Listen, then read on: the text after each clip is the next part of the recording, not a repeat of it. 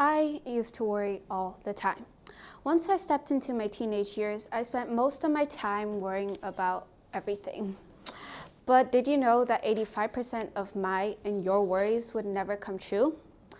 I worried about losing friends, about my weight, how I wasn't thin enough, about my unfashionable clothes, and even if I got a B grade. It was terrible, living with the fear that tomorrow was going to be another dreadful and unlucky day. You might be asking yourself, why? Why must she let all these worries and stresses get to her? Turns out I am not standing alone. I'm sure that all of you have experienced what I have, worry and anxiety. In fact, every single person worries. Sometimes it might seem like the end of the world to a worrier. They're at a dead end and there seems to be no way to solve their problems. But actually, there are some good news. You see, I have been through that changing phase where I have grown out of my worrying habits, and you can do that too. How? How did this incredible miracle happen? That's why today I'm here to talk about the way I stopped worrying and started actually living. Firstly, you must know that the emotional sickness of worry is an illness that causes much more damage than any other common illness. I know that often in my apartment there are papers put up to remind us to vaccinate at the local clinic. Yet never in my lifetime have I witnessed any warnings about the illness of worry and the harms it causes. So now I'm warning you. Dr. Alexis Carrel, a medicinal scientist, said, "Businessmen who do not know how to fight worry die young. And so do housewives and workers and doctors and maybe even you." Worry may cause illnesses like nervous indigestion, stomach ulcers, insomnia, etc. because worry makes you tense and nervous and may affect the nerves of your stomachs and organs. There is evidence based on a study of 15,000 patients with stomach disorders. Fear, worry, hate, selfishness were the main causes of their illnesses, but not physical causes. There's also the problem of businessmen wrecking their health by worrying too much. Why? Why gamble your health and risk dying early for money, for success? Is it really worth it?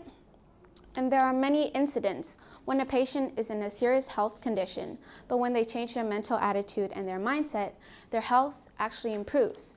To back this up, a physician in Santa Fe said 70% of all patients who come to physicians could cure themselves if only they got rid of their fears and worries.